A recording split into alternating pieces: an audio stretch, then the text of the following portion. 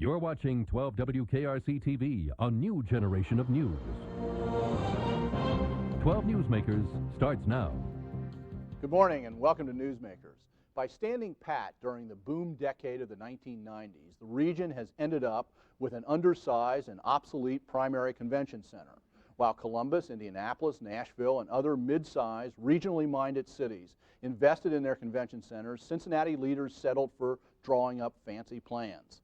Compounding the problem, the operators of the existing center, thinking expansion was always just around the corner, failed to upgrade to the technology that trade show exhibitors now expect. The result is that the Cincinnati Center is left with hosting so-called Smurf conventions, auto, boat, and garden shows that cater to people who already live here, and religious conventions whose attendees arrive from out of town but with budgets rather than corporate expense accounts. 2 weeks ago, in his State of the City address, Cincinnati Mayor Charlie Luken promised a breakthrough within 30 days on the convention center. A week later, Luken and County Commissioner Todd Portune unveiled a plan for a modest expansion when compared to the fancy original plan.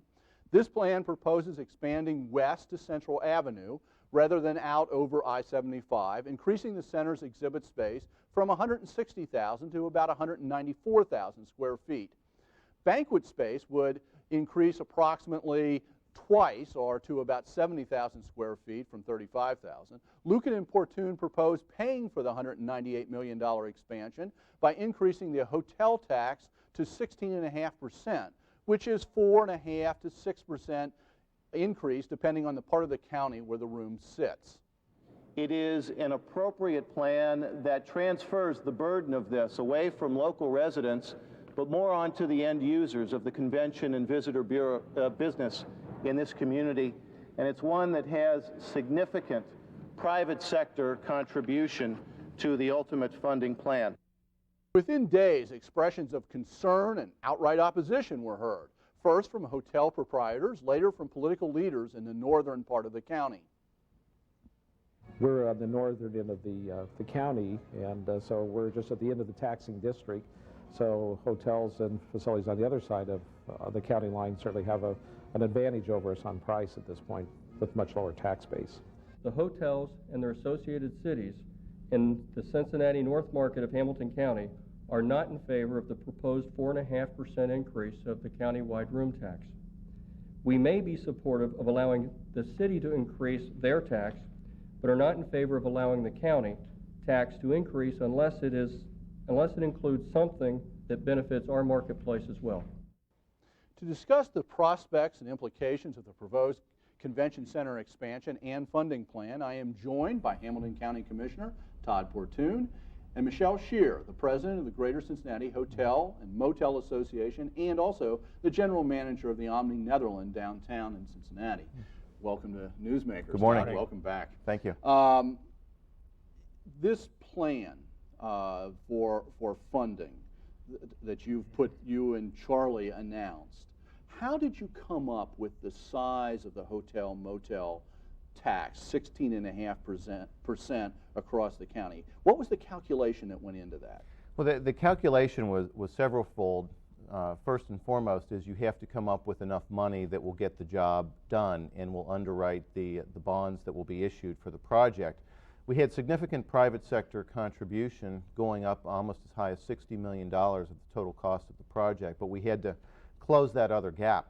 And the other thing that we wanted to get away from was a restaurant tax, which is a tax on local Hamilton County residents. Which I have to say, 2 weeks ago when Charlie was a guest on this show after his State of the City address, he was talking about a restaurant tax. So that disappeared very quickly, right? Well, it did, and I fought long and hard against the imposition of a restaurant tax because I tend to think that county residents are paying an awful lot for these big box projects already in Hamilton County. So we wanted to move away from increasing the local tax burden and try to develop a business model where in essence you have the end users of the product, the conventioneers, the tourists, the visitors to our community who in essence are footing the lion's share of the bill.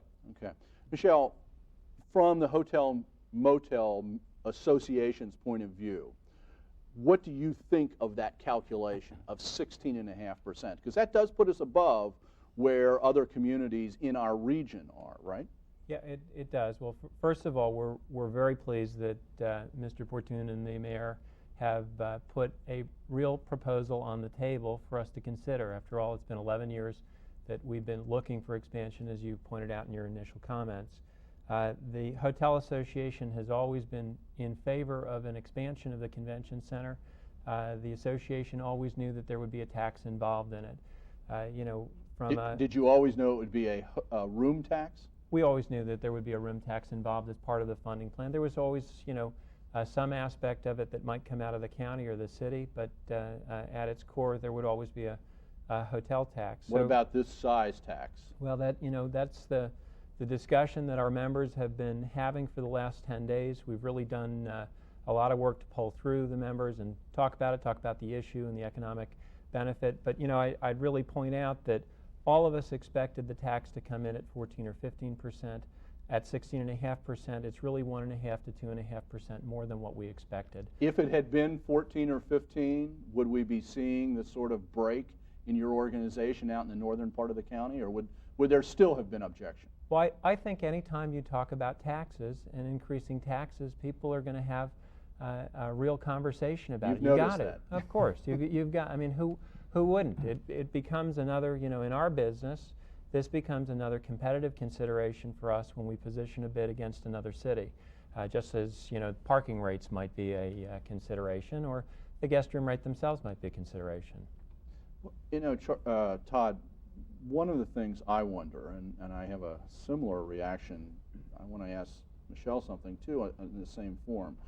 When you made the announcement, you and Charlie stood up and made the proposal, laid out the plan, and I know there was a committee advising you, but was it tactically an error not to have a Republican commissioner or a Republican council person or a Republican office holder from out in the county standing there with you?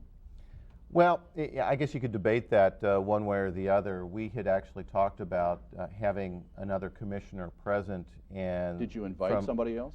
Well, we talked about it, but there were reasons not to do it because of a fear that it would appear as if we were getting around the Sunshine Law, or that there was some sort of decision-making that had occurred outside of the public process, which hadn't happened yet.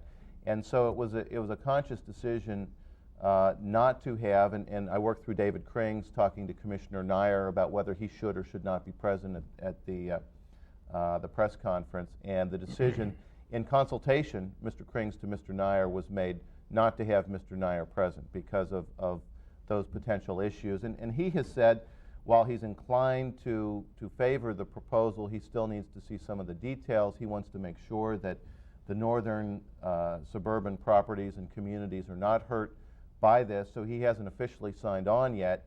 And frankly, I intend to do that. I've got a meeting with Mayor Lovett scheduled for this coming Wednesday in Sharonville and some of the other suburban communities, and we're going to work through these issues. And I want to get to that because I think there's talking about what can be on the table. Michel, in your case, I wanted to make it clear when I introduced you, yes, you're the president of the association, but you're also at the downtown Omni. You're in a downtown facility that relates very closely to the convention center. Do you feel like you have a whole set of different concerns than your compatriots out there on the I-75 loop? Well, first of all, our company, Belvedere Hotels Limited, has Kings Island Resort and Conference Center out in Mason, the Vernon Manor Hotel in Uptown, and the Omni, as you mentioned, downtown. The way that I see our role and the association sees its role is, you know, we're an advocate for the region and for our members. And for anyone in our business who recalls the early days of the 1990s when we still had a full mix of corporate groups and associations, in addition to the very important base business that we have from religious organizations, they'll remember the push that went out into the northern communities, up both highways and out to I-275. But of course, Mayor Lovett's charge is, he sort of is like Caesar, he divides Gaul into three parts. Right. He says the three parts are downtown, northern Kentucky, and the northern part of the county, and his charge is downtown will benefit, and if downtown starts to fill up, northern Kentucky will benefit, without being taxed, but the North will not benefit. Well, I think first of all you have to really consider the fact that it is a region, and what's good for any part of the region is good for all of the region.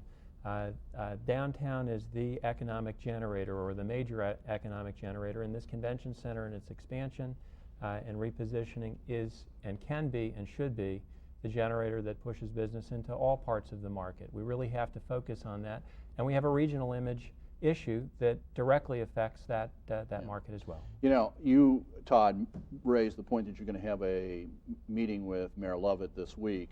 I want to roll a piece of his press conference from last week, because I think there was an interesting thing that he laid out there. Can we see that tape, please? Benefits can be more than bricks and mortar. We talk about convention centers because they're bright and flashy, but benefits can also include sales, marketing staff, marketing efforts, that type of thing. The Greater Cincinnati Bureau has done some things, but there's probably more that could be done and could have been done in the past. That's not to be a grade card by any means, but benefits could be anything from facilities out here to just additional marketing efforts out here. Seems to me he laid on the table a possible way to negotiate here. He's saying there's got to be some benefits for the people in the northern part of the county for this, and he's seemed to me he was hinting at that. Is that what's on the table? Well, that will be an element of discussion. I think it's important to understand that there are a variety of benefits. Michel has touched on a few of them. There are some spillover benefits to the northern properties, but the revenues that would be generated by center expansion and increase in sales tax and the like all goes to the county general fund, which supports our efforts out in the burbs and in the townships and the various municipalities countywide. So you have those direct benefits from center expansion, but the mayor has talked about specific funds for marketing efforts to the northern properties and some of their convention and visitor trade, and that has always been an element of my proposal and my initiative with this, and that will be an element that we're going to hash out in our meeting next week. Another part of that is there's a proposal in northern Kentucky to put a room tax on over in northern Kentucky, an additional 1%, generating, if I understand it, about $1 million a year for the next 10 years that would be put into a common pot for marketing as well for the region. So This was a chance to get regional buy-in, tax money from northern Kentucky, but it looks to me like in the last few days that's being pulled back off the table. Well, I don't think it's being pulled back off. You really have to read between the lines of what's been reported in the print press. That money is still very much a part of the mix, and not only does it go to a regional marketing effort, which I think is important, because we'll have 3 centers that are differently sized. They don't need to compete with one another. They need to work complementary to one another in this regional thinking. But more than that, that money will help to supplant other money that is currently put to marketing efforts from Cincinnati and Hamilton County, freeing up those dollars to go to the capital cost of center expansion. Are you saying that you still expect the judge executives over in the 3 counties to get that involved? And now we have less than 30 seconds. Yes, we do. So you still think that's going to happen in the way you hope I still expect that that's going to happen, and everybody that's been a part of the discussions believes that that's going to happen. Well, we'll have to see. Thank you for being here this morning. This story isn't over. Maybe you're going to be back. Right. Thank you, Thank you. Michel. Thanks. Stay tuned. After the break, I'll be joined by Suzanne Burke, the new director of the Hamilton County Jobs and Family Services.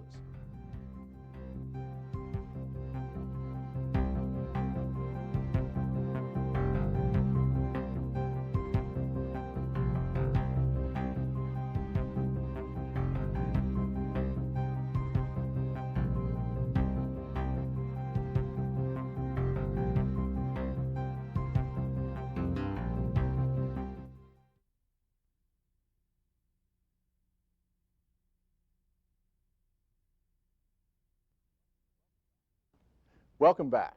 In the year 2000, 1 in every 40 Hamilton County residents received a welfare check. 1 in 18 residents received food stamps. 1 in 10 was covered by Medicaid. 1 in 12 Hamilton County children were involved with the Children's Services. Those services cost $887.7 million and were managed by what is now called the Hamilton County Job and Family Services Department. A month ago, Suzanne Burke, who is just 38 years old, which seems significant to me, by the way, assumed leadership of the department, which last year Ms. Burke joined. Now Ms. Burke joins me this morning. Welcome, Suzanne. Thank you. Congratulations on this new position. Now, given your background, you've had a lot of background with Hamilton County government, and particularly with big budgets and managing big budgets, right? Yes. Talk a little bit about where you were coming from most immediately before this job. Prior to accepting this position, I was the Director of Administrative Services for Hamilton County, which is also referred to as the Budget Director, where I had responsibility for an all-funds budget of a little over $1 billion and a general fund budget of about $250 million. Okay. Part of that, at least, I don't know if it was in that position or in a slightly earlier position, you had significant responsibility for overseeing stadium cost. Is that correct? Yes, and when I was the Director of Administrative Services, I also oversaw the financial planning model for the riverfront. Financial planning model. Which is a $900 million, close to $1 billion model that's modeling all of the revenues and expenditures and cost estimating for all of the projects on the riverfront. The Paul Brown Stadium, Great American Ballpark, all the public and infrastructure and improvements. You got to know. You name it, it's in there. You got to know what question's coming next. What about those cost overruns? Is that in your department? Yeah, in some respects. I mean, we were certainly tracking that and trying to monitor and predict where that stadium was going to come in cost-wise to keep our model current. So I think that's a lesson learned, and the Great American Ballpark, I believe, is tracking, and I think there's been a lot of strengthening in the project manager role that Parsons Brinkerhoff is currently serving in it, and I think it's showing up in the management of the stadium. So there really were some things learned. I think so, and particularly I think the county hired a project manager to manage that facility, that project for them. Given that background, why were you interested in this new job, Director of Jobs and Family Services? I was interested in that primarily because of the mission of the organization. I consider myself much more of a client program person than a financial person, although for the past 5 years I've been in more of a financial role. But prior to going to the administration building, I was in what was then the Department of Human Services as their chief financial officer, and also ran the Child Support Enforcement program, which was then about 400 employees in a very substantial program. I guess the other reason is that I am very interested in doing whatever I can to help this community, and particularly their children, our children. I was a foster parent for the department for several years. And I understand that wasn't always a pleasant... That was not. Not with the kids so much as with the department. With the department, right? Occasionally, right. And was this while you were an employee of the department? No, I was actually at Domestic Relations Court at the time, an employee of Domestic Relations Court. What kind of problems were you having with the department? Well, I think it started with just simple things like when you're a foster parent and you receive a child, they have virtually nothing.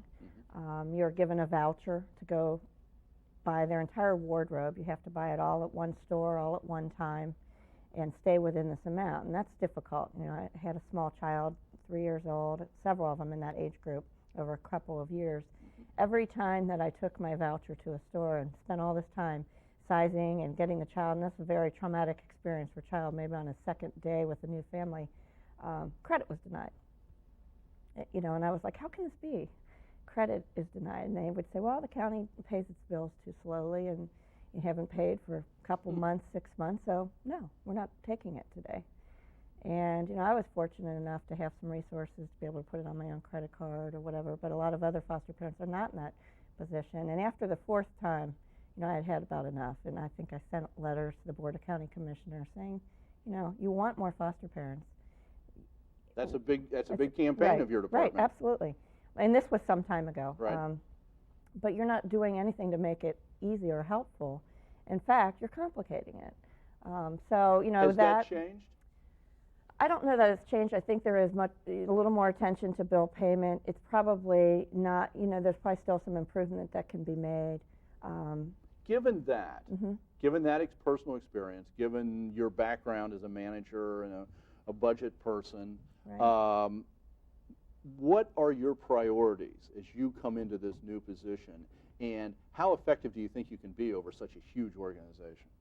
I think, you know, it'll take some time. It'll probably, you know, I liken it to, you know, turning the Titanic, because it is a large organization. How many employees? Around 1,500. Okay.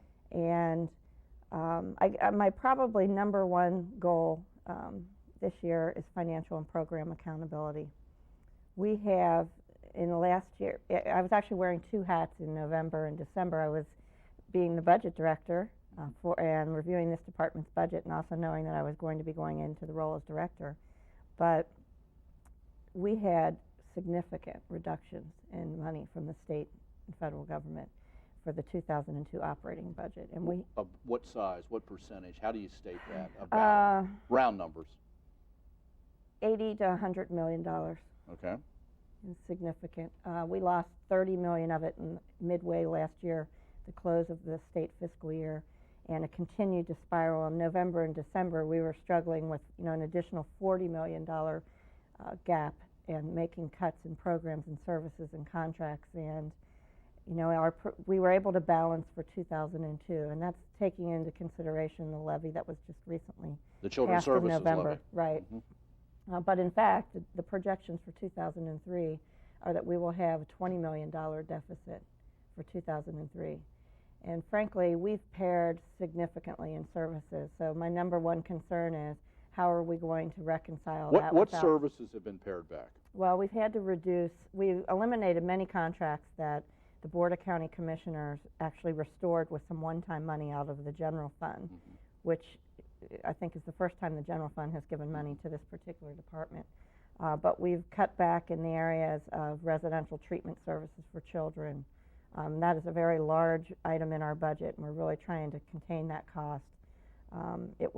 We spent about $27 million in that area in 2001, and we've cut that to $20 million. And that's going to be a real challenge to keep it within $20 million this year. And then next year, again, we're looking at another $20 million. We've been talking about what, you know, these are big numbers. These are. You know, we're cutting budgets to make the balance sheet work. How many real people are impacted? What have you seen a change in the ability to serve real people's needs in the community out there?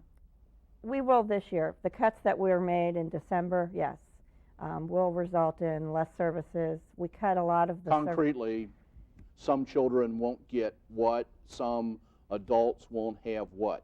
Well, there were a lot of efforts made with welfare reform to put in place vehicles that kept people off of public assistance, things that the department otherwise wouldn't do, creative initiatives, you know, contracts with providers such as ACT who did diversion.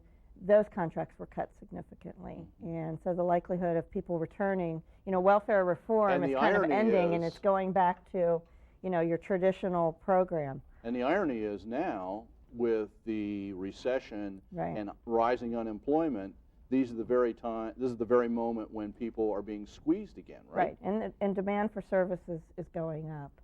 In the last 4 months of 2001, our number of children in placement, as of December of 2001 compared to 2000, we're actually up about 230 children in placement.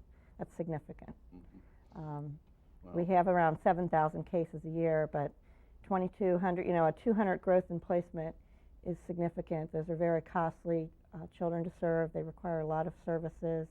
So that's my immediate concern. How are we going to be able to do that? We've, you know, when the levy was sized without an increase, and it had a $23 million gap in it, in hopes of additional federal and state revenue coming in to close that gap. Well, there's the likelihood of that with the state budget concerns is slim. And it's going to actually go down, those contributions. Right. So we are, you know, Well, looking at potentially coming back out for a levy and increase again. When? Well, if we can't get it reconciled, and I'm very skeptical, we're going to look at every, you know, cost-cutting measure we can. Probably, maybe at the end of this year. I'm not sure. So this coming November. It's possible. In the Children's Services area? Children's Services. Even though we just passed one. Yes, it was a flat increase with a $23 million gap. I think everyone thought at the time, we'll be optimistic. You know, the feds and the state, you know, will continue to hope for these revenues to flow in at the level that they have been flowing in. They've dried up. And, you know, first we're going to look at how can we be as efficient as possible, but we don't want to jeopardize children in our community. Well, I hate to say it, we're out of time, but obviously this was a chance to get you on Yes. as in a new position. You're going to be back, and it sounds like there's some real hard issues that we need to keep tracking here. And good luck with your new Thank you. position, and I hope you come back. Oh, thank you. Thank you for making Newsmakers a part of your Sunday morning. Join us again next week to meet the men and the women shaping our community for the future. Have a good week.